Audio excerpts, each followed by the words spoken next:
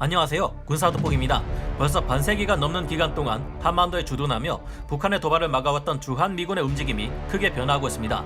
주한미군의 타겟은 북한에서 확대되어 중국으로 변화하고 있으며 이 같은 변화는 최근 실행되고 있는 미군의 여러 가지 행동으로도 증명되고 있는데요. 미국 국방부는 최근 2021년도 해외 주둔 재배치 검토 GPR 작업을 완료했습니다. 중국 및 북한의 위협에 대응하기 위해 인도태평양 지역에서의 미군 활동 및 군사 장비 투입을 확대하는 것이 올해 GPR의 핵심입니다. 지금까지 한반도에 순환 배치되어 왔던 공격용 헬리콥터 대대와 포병대 본부를 이제는 한국에 상시 배치하게 되었는데요. 이는 곧 앞으로 한반도가 중국의 야욕을 꺾으려는 미국과 여러 동맹 연합에게 있어 얼마나 중요한 위치에 있는지 말해주고 있으며 주한미군과 한국군이 앞으로 얼마나 세계 평화를 지키는 데 있어 큰 역할을 하게 될지를 말해주고 있습니다. 이외에도 미국은 중국을 압박하기 위해 호주 및 태평양 제도의 인프라를 강화시키고 호주의 미 공군을 순환 배치시키는 방안 등을 구체적으로 거론했습니다. 그런데 따지고 보면 우리 한국에 주둔하고 있는 주한미군의 병력은 그리 대단한 수준이라기는 어려운데 이 정도 병력으로 어떻게 거대한 규모의 중국을 막을 수 있다는 걸까요? 하지만 주한미군의 존재 자체가 전쟁을 억제하고 평화를 유지하는 데 굉장한 효과를 발휘한다는 점은 지난 2015년에 있었던 DMZ 목함질의 매설 사건이 증명하고 있는데 무슨 일이 있었던 걸까요? 이전에도 주한미군이 대규모 전쟁 가능 수행 체제로 바뀐다는 소식이나 미 동맹국들의 연합 전구작전 수행에 필요한 정보를 수집, 분석, 처리해서 서요기관에 제공하는 종합정보기구 IFC라는 정보융합센터가 한국에 들어선다는 소식이 있었죠. 지금부터 주한미군은 왜 한국에 주둔하고 있는지 알아보고 앞으로 인도 태평양 지역에서 가장 큰 역할을 담당하게 될 것이라는 한반도의 전력 구성은 어떻게 바뀌게 될지 알아보겠습니다. 전문가는 아니지만 해당 분야의 정보를 조사 정리했습니다. 본의 아니게 틀린 부분이 있을 수 있다는 점 양해해 주시면 감사하겠습니다. 주한미군의 존재 이유. 우리 한국은 미국이 북한과 중국을 대적하기 위한 최적의 전략적 요충지입니다. 동시에 현재 해외에 전개되어 있는 미군 기지 중에서도 가장 최전방이라 할 수 있는 곳이 한국의 주한미군 기지인데요. 한국의 주한미군은 제2차 세계대전 중 필리핀 탈환을 위해 1944년 1월에 조직된 미국 극동군 소속 육군 제8군이 모체입니다. 그래서 지금도 간혹 주한미군을 미8군이라 칭하기도 하는데요. 제2차 세계대전이 끝난 후 일본 제국군을 무장 해제시키기 위해 한반도 38선 남쪽으로 진주한 것을 시작으로 한국 전쟁을 거쳐 지금까지 이어져 내려와 대한민국과 미합중국이 유지하는 연합방위체제의 핵심 요소로 대한민국 역사, 안보 체제에서 절대 빼놓을 수 없는 것이 주한미군입니다. 주한미군은 미 육군과 공군, 해군, 해병대, 우주군이 합쳐진 합동군 형태를 이루고 있으며 주 임무는 북한, 중국 등 공산권 국가들로부터 자유진영 및 대한민국을 보호하는 것입니다. 2015년 8월 4일 있었던 DMZ 목함질의 매설 사건은 대한민국 육군 제1보병사단 예하 수색대대 부사관 2명이 비무장지대 야군 추진 철책 통로에서 북한군의 목함지뢰를 밟아 중상을 입은 사건인데요. 이에 관해 국방부와 유엔군 사령부가 합동 진상조사를 벌인 결과 북한이 몰래 DMZ를 침범하여 의도적으로 목함지뢰를 매설해 놓았기 때문에 일어난 사건으로 파악되었습니다. 북한은 8월 4일로부터 열흘이나 지난 14일이 되어서야 우리가 한 일이 아니다. 동영상을 증거로 가져오라. 는 뻔뻔한 태도를 보였습니다. 굳이 우리가 도발을 하려고 했다면은 포가 직접 불을 뿜었을 것이다. 남조선 아들이 자기 목함지뢰를 고의적으로 보관했다가 터뜨린 거 아이가? 라며 적반하장식 태도까지 보였는데요. 우리 군은 북한의 뻔뻔한 태도에 맞서 대북 심리전 방송을 제기했습니다. 그러자 이제 8월 20일에는 한국 영토에 있는 대북 확성기를 목표로 포를 발사하기까지 했습니다. 서부 전선 포격 사건이라 불리는 이 사건은 연평도 포격 사태 이후 5년 만에 북한이 대한민국이 시로 지배하는 곳에 직접적인 포격을 가한 사건이자 42년 만에 처음으로 북한이 도서 지역을 제외한 남한 본토에 직접적인 포격을 가한 사건인데요. 한국군은 이에 155mm 포탄 29발 사격으로 반격했습니다. 대북 방송에 크게 분노한 북한 측에서는 48시간 내에 모든 수단을 전면 철거하지 않을 경우 군사적 행동을 개시할 것이라 위협했는데요. 당시 한국의 여론은 적반하장식 태도를 보이는 북한의 태도에 분개하여 저들에게 계속 끌려다니면 안 된다는 강경한 태도를 보였고 남북 양측이 전쟁으로 치달을 수도 있을 만한 일촉즉발의 위기 상황이었습니다. 그런데 경기도 파주시 통일대교에 주한미군의 MLRS 다연장 로켓들이 최전방 지역으로 이동하는 모습이 대대적으로 보도되며 북한군은 한마디로 깨갱해버렸습니다. 예전 판문점 도끼 사건처럼 미군이 최전방에 배치되고 꼭지가 돌아버린 북군이 함께 북진하면 진짜로 북한 정권이 무너질 수 있었기 때문인데요. 위기를 느낀 북한은 한국에게 대화로 문제를 해결하자며 먼저 손을 내밀었고 지뢰 도발 사건에 대해서도 유감을 표명하며 이 위기는 일단락되었습니다. 2020년대 들어 미국은 동아시아 최대 규모의 기상군 전투부대인 주한미군을 한반도 방위뿐만 아니라 인도, 태평양 지역의 소방수로 활용할 수 있다고 박원군 한동대 국제지역학과 교수는 이야기했습니다. 이처럼 북한과 중국을 맞대고 있는 한국에게 있어 주한미군의 중요성은 굉장히 큰데요. 2013년 미국 랜드 연구소의 보고서에 따르면 유사시 중국군은 세계 4단 규모의 공수부대를 곧바로 북한에 투입해 평양에 누구보다도 빨리 도달할 수 있다고 합니다.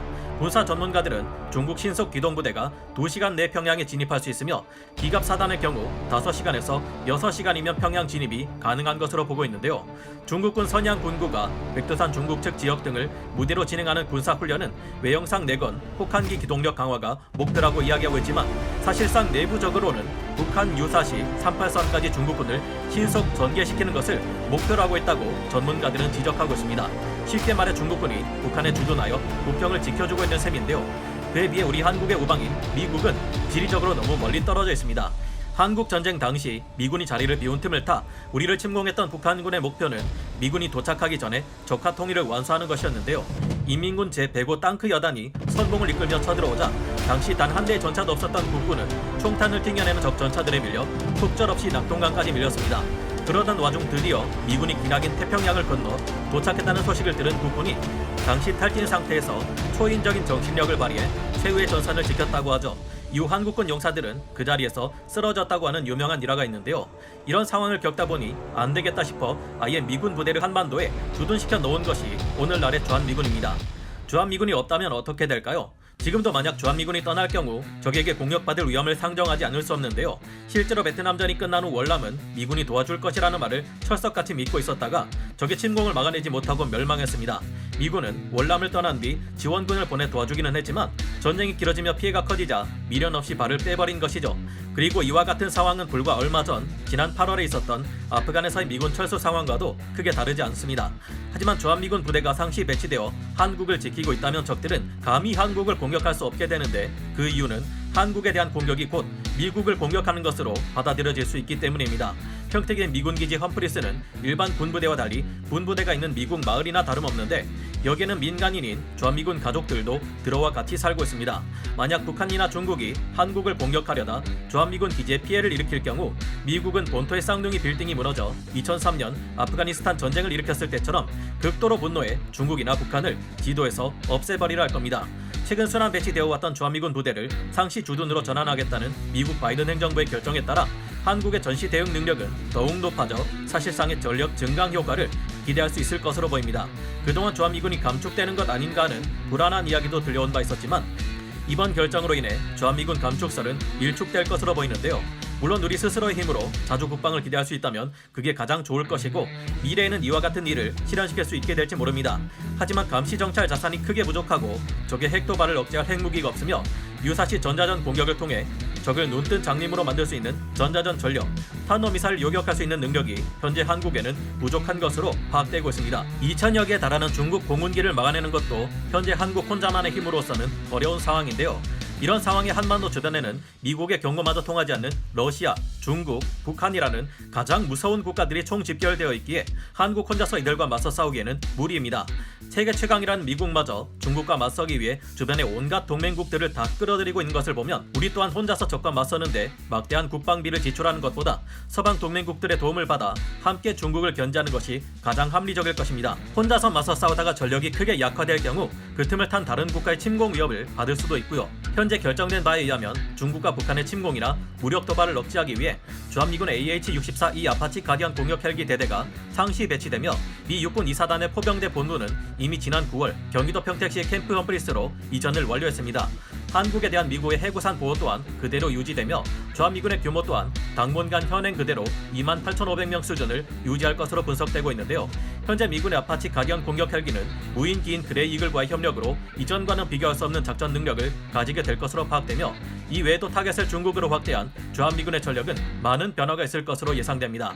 크게 변화하게 될 주한미군과 한국군의 전력 구성, 주한미군의 전력 구성은 앞으로 미 육군과 해병대를 비롯한 미군의 지상 전력까지도 기존의 지상전 수행 능력을 넘어 해양, 공중, 우주, 사이버 공간에 대한 작전 수행에 기여할 수 있어야 한다는 다영역 전투 개념을 따르게 될 것으로 보입니다. 즉 지상 배치 전력을 지상전뿐만 아니라 해전과 공중전 등 타 영역에서도 동원할 수 있어야 한다는 것인데요. 이제 미 육군과 해병대 같은 지상 전력은 해군과 공군의 도움을 받지 못할 경우에도 주요 분쟁 지역에서 자신들만의 힘으로 방어선을 유지할 수 있어야 하는 것은 물론 필요시 해당 전장에서 해군과 공군을 도우는 것까지 할 수 있게 더욱 강화될 것입니다. 즉 중국의 해공군 전력을 상대할 때 미 육군의 힘이 굉장히 강해져야 한다는 것을 뜻하는데, 여기서 세계 최강급의 육군 전력을 가진 대한민국 국군의 적극적인 협조까지 있다면 한반도에서 중국과 북한의 전력을 효과적으로 막아낼 수 있을 것입니다. 현재 미군은 앞서 말한 것처럼 중국의 해군 전력을 역으로 올가맬 다영역 작전 전력을 갖추기 위해 육군으로 하여금 강력한 대함, 대공 능력을 부여하기 시작했습니다.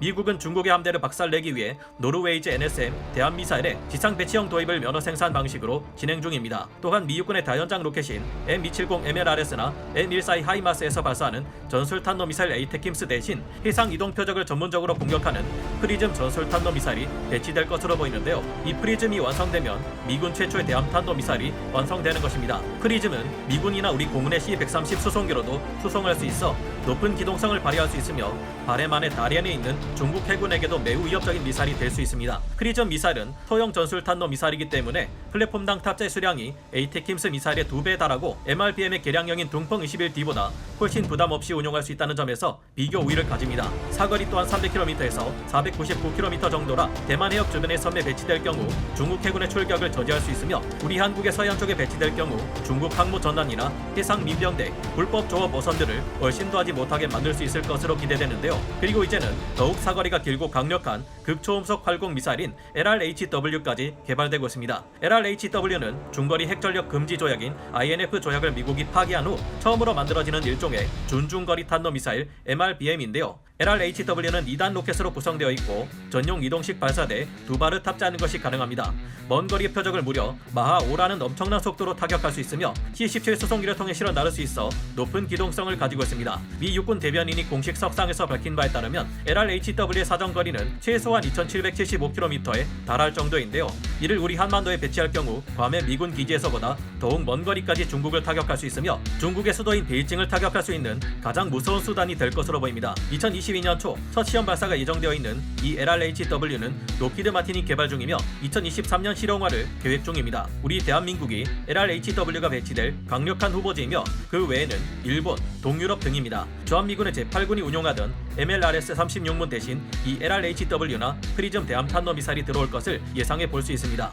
2019년 8월 중국의 외교부장이 한중일 외교장관 회담에서 이 미사일을 미군이 배치하도록 두지 말라는 것을 보면 상당한 두려움을 느끼고 있는 듯한데요. 하지만 우리 한국이라고 해서 놀고 있는 것이 아닙니다. 지난 시간에 말씀드린 것처럼 우리 한국에서는 현무2 미사일을 개량해 현무 대함탄도 미사일 버전 ASBM을 개발하고 있으며 이를 위한 기반 기술 또한 갖춰지고 있기 때문인데요. 게다가 전해지는 바에 따르면 얼마 전 9월 15일 발사 시험에 성공했다는 고위력 탄도 미사일은 핵탄두를 장착하지 않는 대신 탄두 중량이 무려 6톤에 달한다고 하죠. 전해지는 바에 따르면 사실상 탄두 중량이 7톤에서 8톤급에 이르는 고위력 탄도 미사일까지 개발 마무리 단계에 와 있다고 합니다. 추가로 한국은 마하 5 이상의 속도로 날아가 요격이 거의 불가능하다는 극초음속 미사일까지 개발하고 있으며 미군에서도 공중에서 발사할 수 있는 극초음속 미사일 AGM-183 에러5를 개발하고 있죠. 물론 중국과 북한이 한반도를 공격하려 할 경우 미국을 비롯한 반중연합은 이를 사전에 눈치채고 해상의 강력한 연합 항공모함 전단과 함대를 동원해 중국을 압박할 수 있을 것입니다.